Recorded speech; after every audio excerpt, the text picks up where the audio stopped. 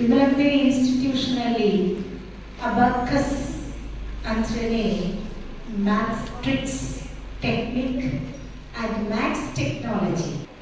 Maths ಅಂತ ಹೇಳ್ಬಿಟ್ರೆ ಮಕ್ಕಳಿಗೊಂದು ಭಾರ ಅನಿಸ್ತಾ ಇತ್ತು. ಮ್ಯಾಥ್ಸ್ ನನಗೆ ಬರಲ್ಲ, ಅದು ಸ್ವಲ್ಪ ಕಷ್ಟವಾಗಿರುವ ಸಬ್ಜೆಕ್ಟ್ ಆಗಿದೆ, ಆ ರೀತಿ ಇರುವಾಗ ಅದು ನನಗೆ ಅರ್ಥ ಆಗಿರೋದು ಏನಂದರೆ ದ ವೇ ಆಫ್ ಟೀಚಿಂಗ್, ಯಾವ ರೀತಿಯಲ್ಲಿ ಮಕ್ಕಳಿಗೆ ಗಣಿತದ ಭಾಷೆನ ಅವರಲ್ಲಿ ಅರ್ಥ ಮಾಡಿಸೋದು, ಲೆಕ್ಕಗಳಾಗಲಿ ಬರೆಯೋದಾಗಲಿ ಎಲ್ಲದನ್ನೇ ಸ್ವಲ್ಪ ಟ್ರಿಕ್ಸ್ ಆ್ಯಂಡ್ ಟೆಕ್ನಿಕ್ಸ್ ಯೂಸ್ ಮಾಡೋದು ಅಬಾಕಸ್ಸಲ್ಲಿ. Shortcut of learning maths. So ನನಗೂ ಸ್ವಲ್ಪ ಅದರಲ್ಲಿ ಇಂಟ್ರೆಸ್ಟ್, ಏನೋ ಮ್ಯಾಥ್ಸ್ ಟೀಚರ್ಸ್ ಹಾರ್ಡ್ ವರ್ಕ್ ಮಾಡಿ ಮಕ್ಕಳಿಗೆ ಹೇಳ್ಕೊಟ್ರಲ್ಲೋ ಅಡಿಷನ್ ಆಗಿ ಅಬಾಕಸ್ಸಲ್ಲಿ ಸ್ವಲ್ಪ ನಾಲೆಜ್ ಬಂದರೆ ಇನ್ನೂ ಹೆಚ್ಚಾಗಿ ಮ್ಯಾಥ್ಸಲ್ಲಿ ಬೆಳೀಲಿಕ್ಕೆ ಚಾನ್ಸಸ್ ಇರುತ್ತೆ ಅಂದ್ಬಿಟ್ಟು ಒಂದು ಕರಿಕ್ಯುಲಮ್ ನಮ್ಮ ಸ್ಕೂಲಲ್ಲಿ ನಾವು ಸ್ಟಾರ್ಟ್ ಮಾಡ್ಕೊಂಡಿದ್ದೀವಿ. ಅಂದ್ರೆ ಸಾರ್ ಸಬ್ಜೆಕ್ಟ್ ಅಂತ ಯಾರನ್ನ ಹೇಳಿ ನೋಡೋಣ. ಒಂದೇ ಕ್ಲಾಸ್ ಮಗು ಟೂಲ್ ಅಂತ ಹೇಳುತ್ತೆ. It's nothing. Abundant bits arranged in a systematic way for automatic calculations is abacus. Abundant bits, ಹೇರಳವಾದಂಥ ಮಡಿಗಳಿದ್ದಾವೆ. What is that BODMAS? ಏನಂತ ಬೋಡಮಾಸ್ ಅಂತ ಹೇಳ್ಬಿಟ್ರೆ ನಾವು ಎದುರ್ಕೊಂಡು ಹೋಗ್ಬೇಕು. ಬ್ರಾಕೆಟ್ಸ್ ಇದ್ದಾವೆ, ಆರ್ಡರ್ ಇದೆ, correct, multiplication, division, subtraction and addition ಅನ್ನೋದನ್ನ ಅವರು ಬೋಡಮಾಸ್ ಅಂತ ಹೆಸರಿಟ್ರು. ಹೆಸರಿಟ್ಟು ಮತ್ತಕ್ಕೆ ಯಾರು ನಾವ್ಯಾರು ಗಣಿತದಲ್ಲಿ ಕೂಡೋದು ಕಲ್ತಿಲ್ವಾ? ಕಲ್ತಿಲ್ವಾ?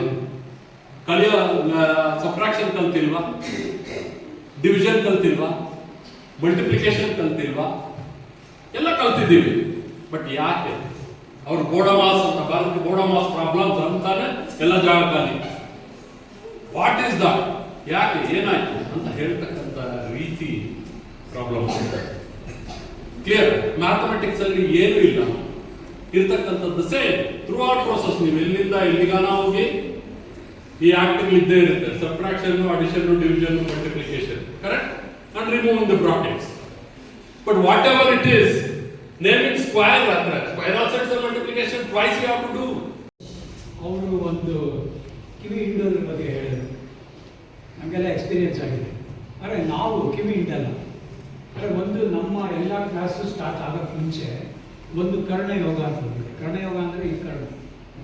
ಏತಕ್ಕೆ ಇದು ಇಂಪಾರ್ಟೆಂಟ್ ಅಂತಂದರೆ, ಇವಾಗ ನಮಗೆ ಗೊತ್ತಿದೆ ಯಾವುದೇ ಒಂದು ಆ್ಯಕ್ಟಿವಿಟಿ ಮನುಷ್ಯ ಮಾಡಬೇಕಾದ್ರೆ brain is the most important, nerve centre.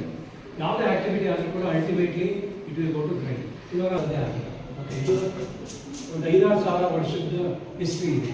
Okay, ಇದು ಚೈನೀಸ್ ಅಬ್ಯಾಕಸ್. ಅಂದರೆ ಇದರದ್ದು ಸ್ಟ್ರಕ್ಚರು ಚೈನೀಸ್ ಅಬ್ಯಾಕಸ್. ಇದೇನಕ್ಕೆ ಇಂಪಾರ್ಟೆಂಟ್ ಮಕ್ಕಳಿಗೆ ಅಂದರೆ, ಇವಾಗ ನಮ್ಮದು ಫಿಂಗರ್ ಟಿಪ್ಸ್ನಲ್ಲಿ ಲಾಟ್ ಆಫ್ ನರ್ವ್ ಸೆಂಟರ್ಸ್ ಅದು ಸೈನ್ಸ್. ಅದು ನಾನು ಹೇಳೋದು. ಇನ್ನೊಂದು ಮೆಮೊರಿ, ಇನ್ನೊಂದು ಕಾನ್ಫಿಡೆನ್ಸ್. ಇವಾಗ ಮೆಮೊರಿನಲ್ಲೂ ಕೂಡ ಇವಾಗ ನಿಮಗೆ ಗೊತ್ತಿದೆ, ನೀವು ಫೋನ್ ಆಗಲಿ ಅಥವಾ ಕಂಪ್ಯೂಟರ್ ಆಗಲಿ ಯೂಸ್ ಮಾಡಬೇಕಾದ್ರೆ ಅಥವಾ ಡ್ರೈವ್ಸ್ ಯಾವ್ದಾರ ಎಕ್ಸ್ಟ್ರಾ